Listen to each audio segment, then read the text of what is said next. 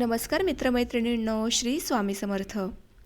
पुस्तकांची दुनिया या आपल्या कथाकथनाच्या यूट्यूब चॅनलवर मी सौ पूनम सोमनाथ पाटील आपले अगदी मनापासून सहर्ष स्वागत करते. मित्रांनो, शंकर पाटील सरांचा वळीव हा कथासंग्रह आता आपण पाहत आहोत. यातील प्रतीक्षा ही कथा आज आपण पाहणार आहोत. तत्पूर्वी एक नम्र विनंती, जर कोणी आपल्या चॅनलवर नवीन आले असेल तर प्लीज आपल्या चॅनल सबस्क्राईब करा व शेजारील बेल आयकॉन नक्की दाबा. त्याचबरोबर हा व्हिडिओ आवडल्यास तो लाईक करा व जास्तीत जास्त शेअर करा आणि तुमचे मते अभिप्राय मला कमेंटद्वारे सांगायला विसरू नका. तर चला मग प्रतीक्षा या कथेच्या वाचनाला प्रारंभ करूयात.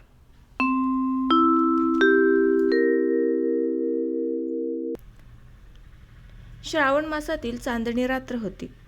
अधूनमधून काळे ढग भरून येत होते. असं आभाळ भरून आलं की पावसाची एखादी सर यायची. ढग पुढं सरकायचे आणि आकाश पुन्हा स्वच्छ व्हायचं. एखाद दुसरा ढग तेवढा थबकल्यागत एकाच जागी स्थिर असायचा. बाकी सगळीकडे आकाश निळभोर दिसायचं. ढगाआड दडलेली नक्षत्र उघडी करून डोळ्यांना मोह घालायची. आभाळ भरून आलं होतं. 4 थेंब येऊन एक सर पडून गेली. निळ्याभोर आकाशात चांदण्या चमकत होत्या. निरंजनातील वातीच्या मंद प्रकाशागत चांदणं पडलं होतं. स्वस्त चित्तानं विसावा घेत राहावं तसं सारं गाव स्तब्ध दिसत होतं. सगळीकडे नीरव शांतता पसरली होती. झाडांची पानं तेवढी सळसळत होती आणि त्यांच्या सावल्या हलत होत्या. बाकी सगळं शांत दिसत होतं. मुद्दाम उभं राहून कान दिला तरच गावाला वळसा देऊन जाणाऱ्या ओढ्याचं पाणी खळखळताना ऐकू यायचं. अशा या रात्रीच्या शांत वेळी शिवराम आणि तुकाराम दोघंही खिडकीच्या तोंडाशी उभे होते. त्यांचे डोळे समोरच्या बोळाकडे लागले होते. बाहेरचा आडवा रस्ता ओलांडून नीट दक्षिणेकडे जी गल्ली जात होती त्या गल्लीनं 15-20 पावलं गेल्यावर एक जुना चिरेबंदी वाडा दिसत होता. त्या वाड्याला वळसा घालून रानातल्या पाऊल वाटेगत एक चिंचोळा बोळ त्या लहानशा गल्लीला येऊन मिळत होता. बोळाच्या तोंडालाच एक बसकं घर होतं. त्या घराच्या भिंतीला लागून म्हातारा लिंब उभा होता. लिंबाच्या अलीकडे 4 हातावर चौगुल्याच्या उकरड्याचा खड्डा लागत होता. त्या खड्ड्याच्या पश्चिमेला चौगुलेच्या जुन्या घराच्या भिंती तटागत उभ्या होत्या. पांढऱ्या मातीच्या त्या भिंतीवर हिरवगार पदं उगवली होती. हवेत गारवा भरून लागला तशी तुकारामनं एक चादर अंगाभोवती लपेटून घेतली आणि तो पुन्हा खिडकीजवळ येऊन उभा राहिला. खिडकीच्या तोंडातून येणारा गार वारा अंगावर घेत शिवराम तसाच उभा होता. त्याला कशाची दाद नव्हती. खिळा मारल्यागत एकाच जागी तो उभा होता. वाड्याला वळसा घालून येणाऱ्या त्या चिंचोळ्या बोळाकडे त्याचे डोळे लागून राहिले होते. उभं राहून पाया उघडल्यावर तुकारामनं त्या खोलीतच 2 निर्जरा घातल्या आणि भुईच्या सतरंजीवर बसून म्हणाला, आतापासनं उगच कशाला ताटकळत उभं राहायचं. शिवरामनं खिडकीतनंच वर आभाळाकडे बघून वेळेचा अदमास घेतला. कुरी कल्ली होती. बाजलं कासरावर वर सरकलं होतं. आभाळातलं विचू लांब जाऊन दिसेनासा झाला होता. जवळजवळ मध्यरात्र झालीच होती. विठ्ठल मंदिरातलं भजन आटोपलं होतं. सारं जिकडं तिकडं स्तब्ध दिसू लागलं. तसा शिवराम अस्वस्थ होऊ लागला आणि एक विडी पेटून समोरच्या त्या बोळाकडे निश्चल नजरेनं बघत राहिला. सतरंजीवर कंटाळून बसलेला तुकाराम पुन्हा उठून जवळ गेला. त्या बोळाकडे बघत तो हळू आवाजात म्हणाला, नक्की कितीला येणार हे सांगितलंय का? तिच्याजवळ काय घड्याळ आहे वय? मग येणार तर कवाशी? सगळी गाढ झोपल्यावर कवा बी मध्यरात्री उठून येणार. अन तिला बी झोप लागली म्हणजे? खुळा आहेस का? तिचा डोळा कसा लागल बरं? मला इकडं वाट बघायला लावून ती तिकडं गडद झोप घेईल होय? संभाषण इथंच अवघडलं आणि तुकारामही गप्प उभा राहिला. समोरच्या बोळाकडे नीट ध्यान लावून निहाळू लागला. आडवा रस्ता ओलांडून दक्षिणेकडे जाणारी गल्ली उजाड दिसत होती. चौगुल्याच्या घराच्या ढासळलेल्या भिंती भयान वाटत होत्या. भिंतीवरलं हिरवं पद हराळी आघाडी वाऱ्याच्या झोतानं हलू लागली. हवा अधिक गार लागू लागली. तसा तुकाराम 2 पावलं मागं सरकून उभा राहिला आणि लुगड्याचा पदर डोक्यावर घ्यावा तशी अंगावरची चादर डोक्यावर घेत तो म्हणाला, काय टाईम झाला असेल र? 12 वाजून गेला असतील की. मग अजून अकबराचा पत्त्या कसा नाही? मला बी तोच घोर लागलाय. अजून मोटार काय येऊ नये? मध्यरात्री पतूर मोटार हजर करतो म्हणाला होता ना व. मग कुठं आहे त्याचा पत्त्या? इकडे ही आली आणि जर वाड्यावर मोटार तयार नसेल झाली तर सगळा बाजाच होईल. मग तुम्ही जाणार कसं? मनातील तिडीक असं येऊन शिवराम म्हणाला, मग कुठला जातोय मिठ्यात? चाहूल लागली म्हणजे चारी वाटणं माणसं मागं लागतील. तुकाराम भान विसरून मोठ्याने बोलला. असं पळून जाताना तावडीत गावला तर तुम्हा दोघांसनी बी जित्त पुरल तिचा बा. अरे हळू बोल की, कोण बी ऐकल नव्ह. मग तुकाराम न बोलताच उभा राहिला. चादरीचं एक टोक दातात धरून विचार करू लागला. शिवरामनेही आपली नजर समोर लावली. समोरचा तो चिरेबंदी वाडा स्तब्ध उभा होता. त्याला वळसा घालून येणारी चिंचोळी वाट निश्चित पडून होती. कोपऱ्यावरच्या लिंबाची सावली तेवढी हलत होती.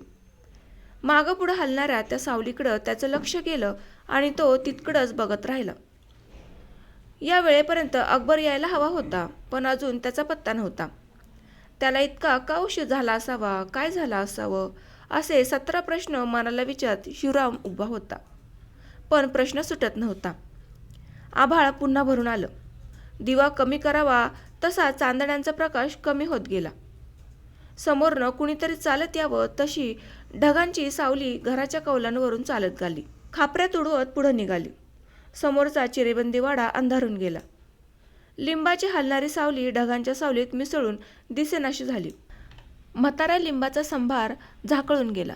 वाड्याला वळसा देऊन येणाऱ्या चिंचोळ्या पाऊल वाटेचं तोंड अंधारात गडप झालं आणि गार वाऱ्याच्या झोताबरोबर पावसाचे थेंब येऊ लागले. खिडकीच्या तोंडाशी उभा असलेला तुकाराम मागं सरून भिंतीला पाठ लावून उभा राहिला. तव्यात लाव्या उडाव्यात तशा डोक्यावरच्या पत्र्यावर आवाज होत राहिला. आकाश आणखी काळं होऊ लागलं आणि पत्रा मोठ्यानं वाजू लागला. तो एकसुरी आवाज ऐकत दोघंही स्तब्ध उभे होते. एवढ्यात बाहेरच्या दरवाज्यावर कुणीतरी धडक घातली. दारावर आवाज झाला तसे दोघेही थबकले. माना वळवून दाराकडे बघत राहिले. पाठोपाठ पुन्हा दार धडकलं आणि ओळखीची हाक ऐकायला आली. तसे दोघेही पुढे झाले. शिवरामनं गडबडीनं दार उघडलं. अकबरच दारात उभा होता. पावसानं त्याचं अंग भिजून चिंब झालं होतं.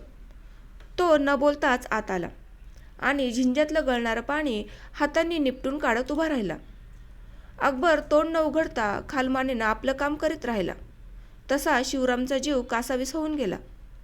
तो जवळ जाऊन म्हणाला, इतका का रे वेळ? काय करू? चालत यावं लागलं.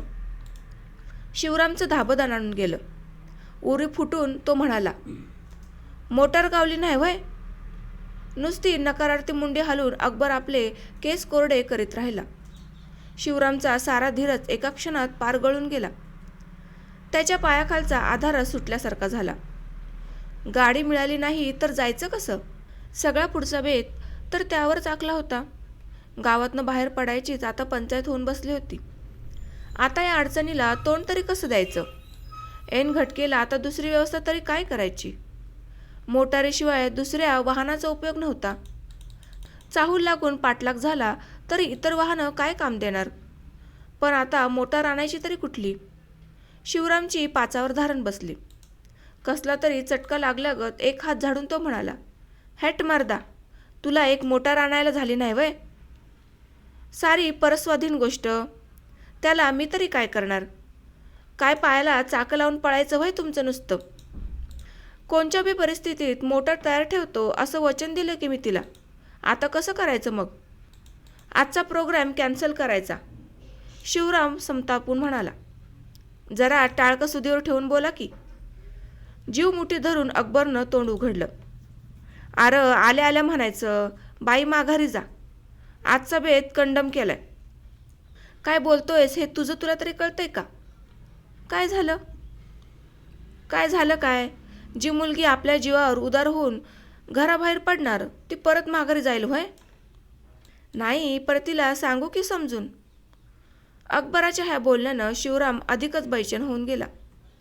बोलणं सोडून तो पुन्हा खिडकीत येऊन उभा राहिला. डोळ्यांपुढं संकटाचा डोंगर रचला जाऊ लागला. मन उदास होऊन गेलं. जिव्हाळ्यानं साथ देणाऱ्या अकबराचाही त्याला राग आला. वैतागानं बाहेर बघत तो म्हणाला, काय होईल ते होईल, आम्ही चालत जाऊ.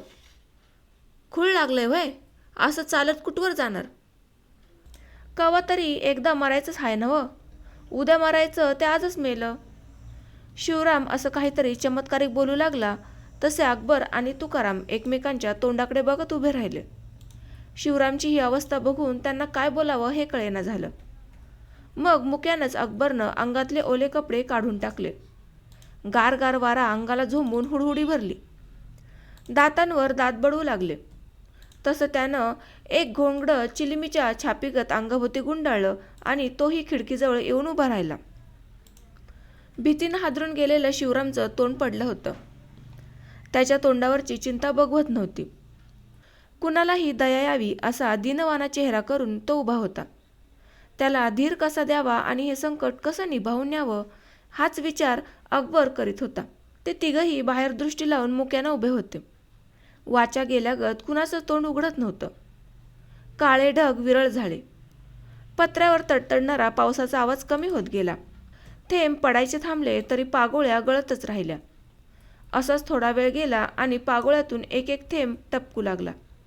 मगाची सावली निघून गेली आणि अंगावरचं पांघरून काढून टाकल्यागतच समोरचा चिरेबंदी वाडा डोळ्यांना दिसू लागला. त्याला वळसा घालून येणाऱ्या चिंचोळ्या पाऊलवाटेचं तोंडही दिसू लागलं. कोपऱ्यावरच्या बसक्या घराला लागून असलेली लिंबाची सावली पुन्हा रस्त्यावर पडून हलू लागली. अंगावरचं घोंगडं छातीवर घट्ट धरून अकबरनं शिवरामच्या तोंडाकडे पाहिलं. आपल्या एकटक नजरेनं शिवराम समोरच्या मुळाकडे बघत राहिला होता. काळजीनं त्याचं तोंड उतरलं होतं. डोळे आत ओढले होते. मनाला लागलेला ध्यास त्याच्या चेहऱ्यावर उमटला होता. चिमणीगत तोंड करून उभ्या असलेल्या शिवरामकडे बघवेनासे होऊन अकबर एरझारा घालीत होता. तळाचे बुडबुडे वर यावेत तसे विचार येऊ लागले. ही बाई आता आली तर काय करायचं? समजून सांगितलं तर ती परत माघारी जाईल का? पण तिला काय सांगणार? ती हट्टानं नाही म्हणून बसली तर काय करावं? शिवराम तरी आपलं ऐकेल का? पण तो तरी काय करणार? पण आपण तरी त्याला काय सांगणार? सगळं तीन अडकून सीताराम होणार. मग ह्यातनं वाट काय? ह्याचा इलाज काय? तुकारामही हीच काळजी करीत होता. काय घडणार हे समजत नव्हतं. मध्यान्ह रात्र तर उलटून गेली होती. ही बाई आता केव्हा उगवेल हे सांगता येत नव्हतं. ती यायला आणि कुणी बघायला गाठ पडली तर काय करावं? बबरा झाला आणि 4 लोक जमले तर जीव कसा वाचवावा?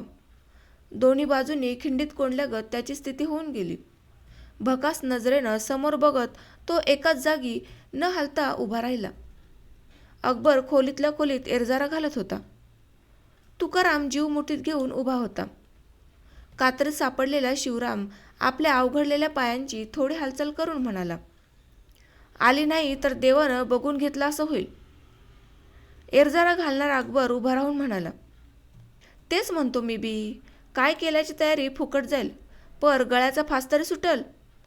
हे सगळं खरं, पर अशी आशा करण्यात काय अर्थ आहे? काय झालं? कारण ती येणार हे नक्कीच. कशी अडचण होऊन बसली बघ की.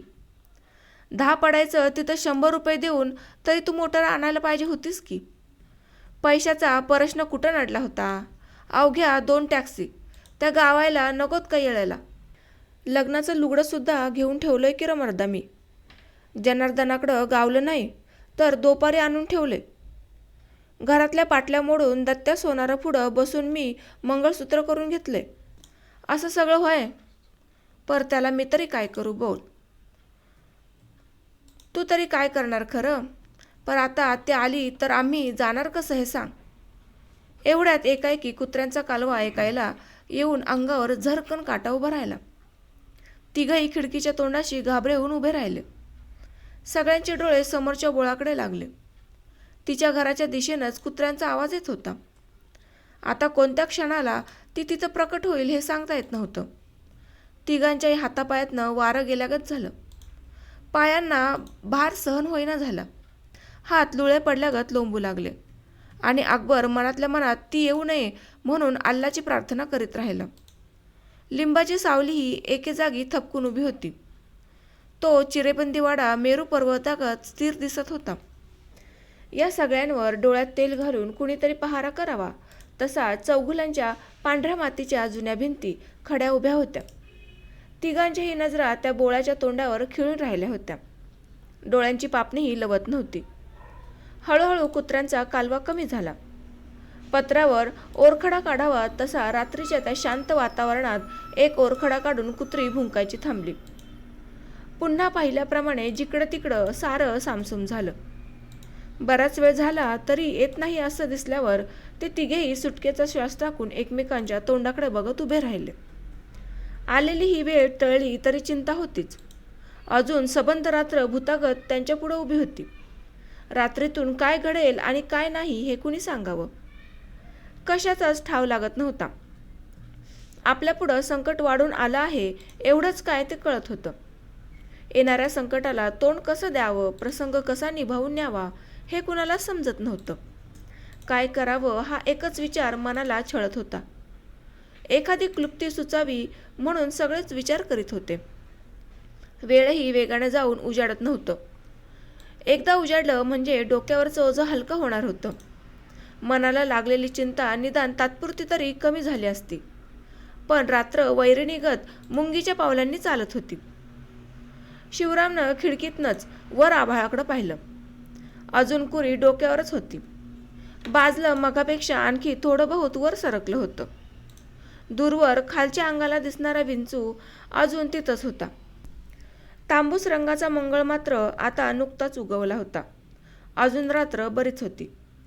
चंद्र मावळायला आणि शुक्र उगवायला अजून पुष्कळ अवकाश होता.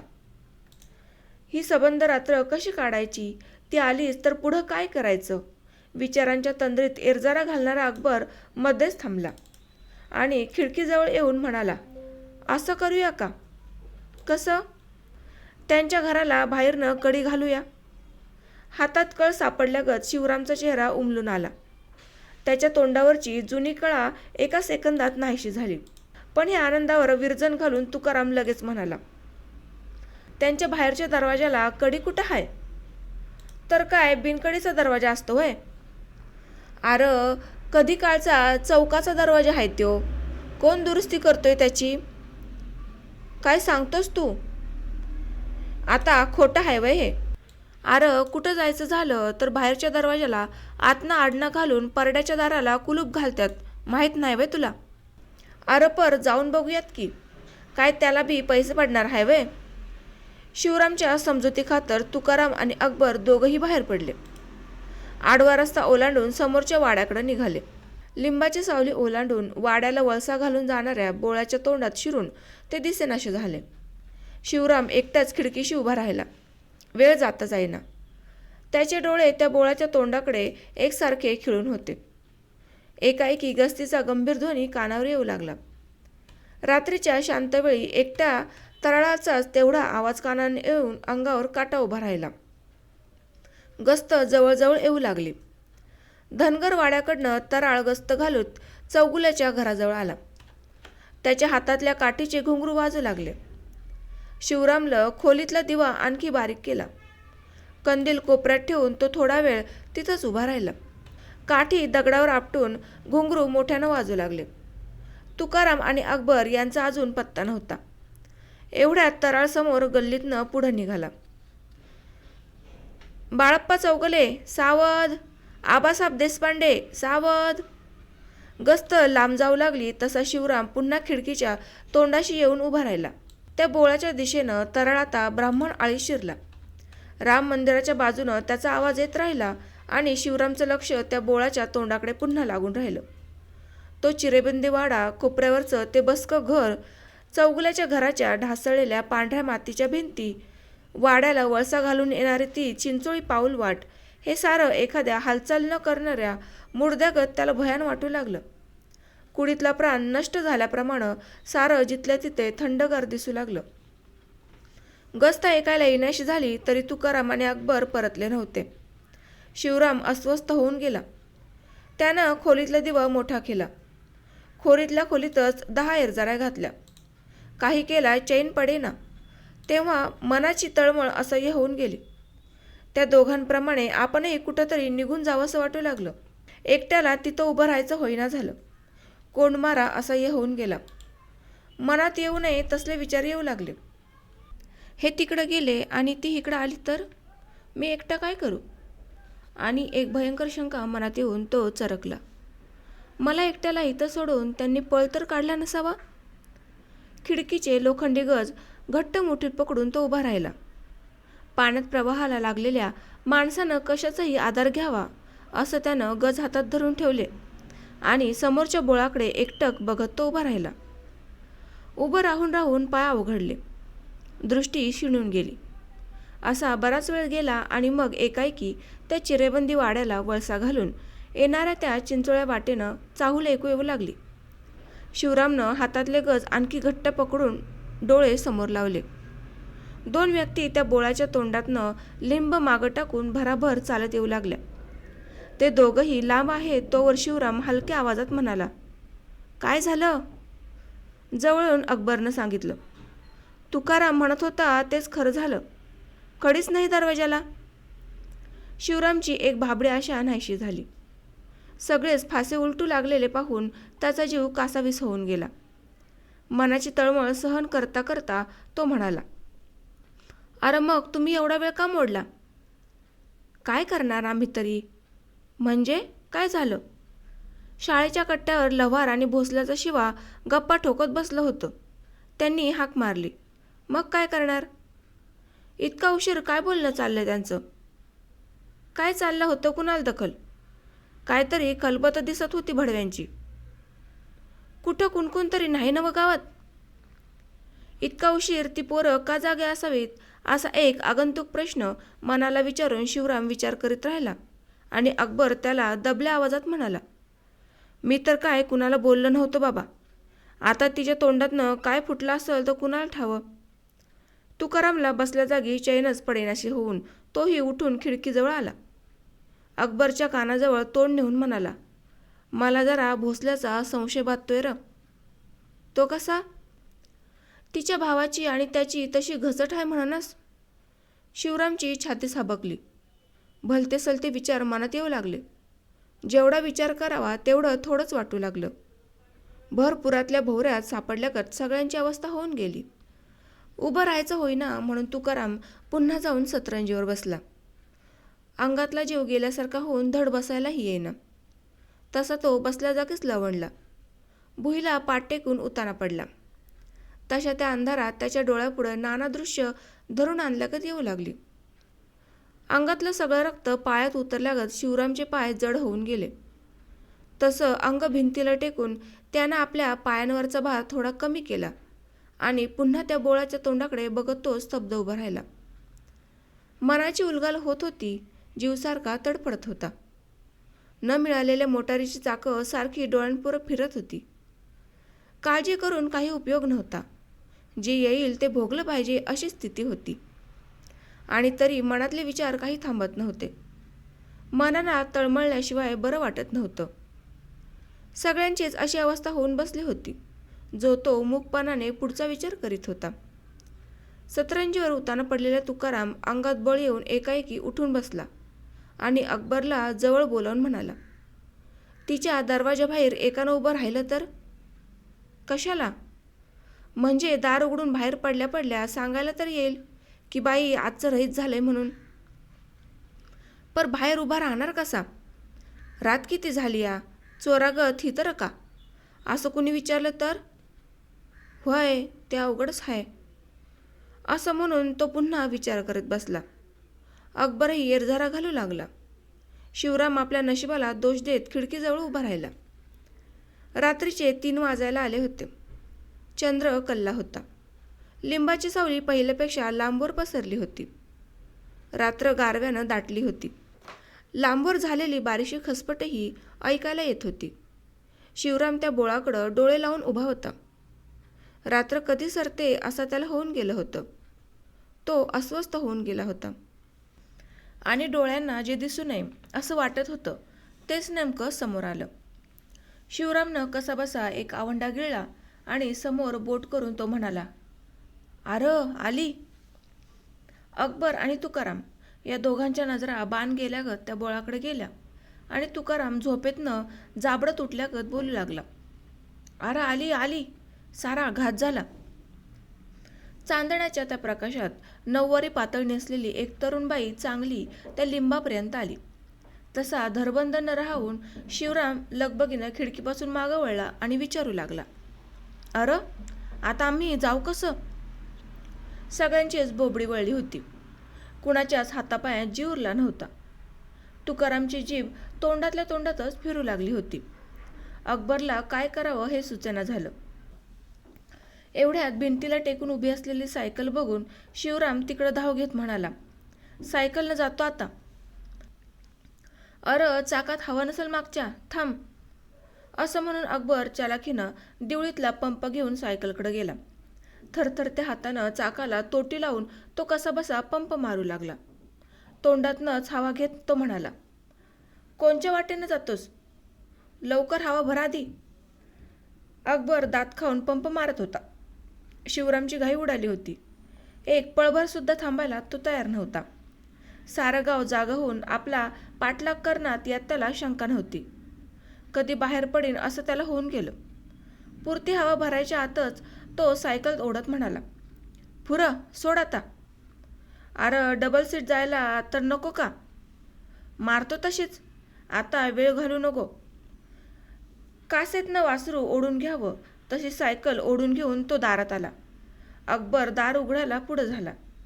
एवढ्यात खिडकीच्या तोंडाशी उभा असलेला तुकाराम म्हणाला, "थांबा जरा, दार उघडू नका." "का र?" "ती बाई त्या झाडाखालीच बसलीये." "झाडाखालीच?" शिवराम आणि अकबर दोघंही खिडकीच्या तोंडाशी आले आणि झाडाखाली बसलेली ती बाई उठून उभी राहिली. लुगड्याच्या पुढच्या नीरा झाडत कोपऱ्यावरच्या त्या बसक्या घरात शिरली. चाकातली हवा गेल्यागत शिवरामची अवस्था झाली. पायांवर धड उभं राहता येईना तसा तो मटकन खाली बसला. पालीच्या तुटलेल्या शेपटीगत त्याचं काळीज अजून उडतच होतं. अकबरनंही सुटकेचा श्वास सोडला आणि मनातल्या मनात अल्लाची आठवण करून तो म्हणाला, "बरं झालं, नाहीतर फजिती उडाली असती." सायकल पुन्हा होती तशी भिंतीला टेकून तुकाराम म्हणाला, "चाकात हवा कुठं आहे? पंक्चर आहे का रे मग?" "येळ बरी, नाहीतर कशी काय दशा झाली असती." नुसत्या कल्पनेनं शिवराम हबकून गेला. त्याच्या घशाला सोस पडला. बसल्या जागेसनच रांगतच तो कोपऱ्यापर्यंत गेला. कशी तरी घागर वाकडी करून त्यानं तांब्या भरून घेतला. हात भेलकांडल्यानं निम्म पाणी भुईला सांडलं. तिकडं न बघताच त्यानं तांब्या तोंडाला लावला. पाणी पिऊन जीव थंड झाल्यावर तो पुन्हा उठून खिडकीच्या तोंडाशी येऊन उभा राहिला. अकबर आणि तुकाराम दोघेही भुईच्या सतरंजीवर पाठ टेकून पडून राहिले. रात्र भरगच्च झाली होती. काजळी वाढतच होती. दिवस कधी उगवेल असं वाटत होतं. बाहेरचं शीतळ चांदणं नकोस झालं होतं. कोंबडा आरवेल म्हणून अकबर कान लावून पडला होता. तोवर घू घू घू घू असा एक भयानक आवाज लांबनं येऊ लागला. भुईला पडलेला तुकाराम उठून खिडकीजवळ गेला आणि हळू आवाजात कुजबुजला, "घुबड कुठनं वरडायला लागलं र? ह्याच्या आईला अशुभ." खिडकीपाशी उभ्या असलेल्या शिवरामच्या पायात कापरं धरलं. मनात भीती वाटू लागली. कसं तरी टिकून धरलेलं अवसान सुटू लागलं. धीर अगदी खचत चालला तशी त्यानं हलकीच हाक मारली, "अकबर." "काय र? झोप झाली वय?" "झोप कशी लागल? मग जवळ तरी ये." अकबरही खिडकीत येऊन उभा राहिला. एकाएकी गारवारं जोरानं वाहू लागलं. म्हातारा लिंब मान हलवत उभा राहिला. गारा पडाव्यात तशा निंबोण्या पडू लागल्या आणि काळ्या ढगांची सावली चालत आली. समोरचा चिरेबंदी वाडा अंधुक झाला. लिंबाचा संभार झाकळून गेला. बोळाचं तोंड दिसेनासं झालं आणि सडसड पावसाची सर कोसळू लागली. डोक्यावरच्या पत्र्याचा आवाज आलावातल्या ताशासारखा होऊ लागला. आकाश आणखी काळं होऊ लागलं. पत्र्याच्या पन्हाळीपुढं झेप घेऊन गळू लागल्या. गटारं तुंबून भरू वाहू लागली. समोर दिसणारं लिंबाचं झाड करकरू लागलं. पाण्याचे तुषार खिडकीतून आत येऊ लागले. छपरावर पडणारं पाणी भिंतीवरनं उतरून खोलीत येऊ लागलं. दम खाऊन आलेला पाऊस तास 2 तास कोसळत राहिला आणि मग आभाळ पुन्हा निवळलं. सडा मारून अंगण स्वच्छ करावं तसा रस्ता स्वच्छ झाला. लिंबाच्या झाडावर हिरवा तजेला आला. समोरच्या चिरेबंदी वाड्याचा दगड न दगड धुतला गेला. लहान मुलांना आंघोळ घालून पाळण्यात निजवावं तसं चौगुल्याच्या भिंतीवरलं पद गडद माना घालून झोपी गेलं. गावाबाहेरचा ओढा मोठ्यानं ऐकू येत होता. पक्षी जागे झाले होते. पाऊस संपल्याबरोबर कोंबड्यानंही पहिली बाग दिली. खिडकीजवळ उभा असलेला शिवराम म्हणाला, फटफटलं जणू. अकबर दार उघडून बाहेर आला. तांबडं फुटलं होतं. कणसाच्या भारानं घाट वाकावं तशी चंद्रकोर क्षितिजावर टेकली होती. रात्रभर दिसणारी कुरी चंद्राच्या आधीच क्षितिज उतरून पलीकडे गेली होती. लांबवर दिसणारा विंचू लुप्त झाला होता. चंद्रबिंब मावळत होतं आणि लिंबाची सावली पुसली होती. पाठीवरच्या पुसलेल्या रेघोट्या दिसाव्यात तशी ती अस्पष्ट दिसत होती. वातावरणात आवाज मिसळू लागले. जात्यावरच्या ओव्या कानांवर येऊ लागल्या. लिंबावर बसून कावळे, चिमण्या, साळुंख्या मोठ्यानं बोलू लागल्या. अकबर आत आला. त्यानं दार पुढं करून कडी घातली आणि पेटारीवरचं पांघरून काढत तो म्हणाला, शिवराम, सुटलो बाबा. ये जरा आता भुईला पाट लावू. रात्र गेली, आता घोर टळला. असं म्हणून शिवरामही सतरंजीवर पाठ टेकून पडून राहिला. रात्रीच्या जागरणाने डोळे तारतटले होते. अंग ताटकळून गेलं होतं. एक मोठं संकट टळलं याचा सगळ्यांना आनंद झाला. मनाचा ताण कमी झाला तसा पडल्या पडल्या अकबर आणि तुकाराम यांचा डोळा लागला. शिवरामनेही चादर अंगावर ओढून घेतली. डोळे मिटून घेतले, पण डुलका लागेना. उशीवर डोकं टेकल्या टेकल्याच तो भकास नजरेनं समोरच्या खिडकीकडं पाहत राहिला. खिडकीच्या गजांतून त्याची दृष्टी बाहेर गेली आणि चिरेबंदी वाड्याला वळसा घालून येणाऱ्या त्या पाऊल वाटेभोवती रेंगाळू लागली. लिंबाच्या गारसावलीत बसून वाट पाहू लागली. जड झालेल्या पापण्या मिटू न देता तो तसाच एकटक नजरेनं खिडकीकडं पाहत राहिला. अजूनही चाहूल लागेन म्हणून कान लावून ऐकत राहिला. कदाचित सकाळी उठल्या उठल्या ती तडक इकडे येईल आणि खिडकीजवळ येऊन हाक मारीन असं मन सांगत राहिलं. शिवराम आपले डोळे उघडे ठेवून खिडकीकडं टक लावून बघू लागला. त्याचे दोन्ही सोबती चांगले घोरू लागले आणि सूर्यप्रकाशाचे किरण भाल्यागत शिवरामच्या डोळ्यात घुसू लागले. तसे त्याने डोळे मिटून घेतले आणि पालथं पडून तोंड उशीत खुपसलं. शिवराम हुंदक्यांनी दाटून आला. गचके लागल्यागत गळ्यातनंच हुंदके बाहेर पडू लागले. त्याचे सोबती दचकून जागे झाले. अकबरनं त्याला हलवून विचारलं, शिवराम, असं का? खूळ लागलंय वय? शिवरामचा कंठ गदगदून आला होता. ओठातनं शब्द फुटत नव्हता. गुदमरल्यासारखं होऊन तो असहाय्यपणे म्हणाला, अकबर, मला लय उदास वाटायला लागलंय र. काय करू हे तरी सांग. एवढं जीवावरचं संकट टळलं ह्याचा आनंद मानशील का डोळ्यातनं पाणी काढशील? काय झालं वाईट वाटायला? शिवराम पडलेला उठून बसला. उशाला घेतलेली पिशवी मांडीवर घेतली आणि त्यातनं हिरव्या पातळाची नवी कोरी घडी उलगडून डबडबलेल्या डोळ्यांनी तिच्याकडे बघत तो बसून राहिला. डोळ्यातलं पाणी गळू लागलं. त्याच्या खांद्यावर हातानं थोपटून अकबर म्हणाला, काय हे खुळ्यावानी, येड लागले का तुला? शिवरामला हुंदके अनावर झाले. तसा धोत्राचा बोळा तोंडात धरून तो बोलू लागला, आता कवा नजर पडेल र मला ती? गेल्या 2 महिन्यात काल माझी भेट झाली होती. कारावासात राहिल्यागत कसं दिस काढा होती ना? पर अकबर, एवढं सगळं ठरलं असताना कसं व्हावं हे बरं? काय घडलं असेल म्हणून समजावं? घराबाहेर पडताना कुणी बघितलं का काय झालं असावं र? मला कशाचाच बोध होईना झालाय. ह्यातलं काय फुटलं असेल तर तिचं नगबी मला नजर पडू द्यायचा नाही तिचा बाप. हे असं का होऊन बसलं? इतकिंदी झुरून पुन्हा ही पाळी का आली? मला घोर पडलाय तिचा.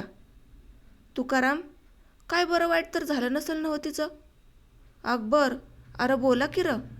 शिवराम विचारित राहिला आणि ते दोघेही काय घडेल आणि काय नाही याचा विचार करीत राहिले.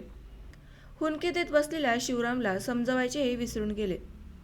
त्यांना प्रश्न पडला, एवढं सगळं याचं ठरून बी असं का व्हावं? मनाची एवढी खात्री असताना कशात घोटाळा झाला असावा? आता ह्या गोष्टीचा उलगडा कसा करून घ्यावा? जिद्दी तर असेल का ती? आईबाचा तुरुंग फोडून ही बातमी तर आता कशी काढावी?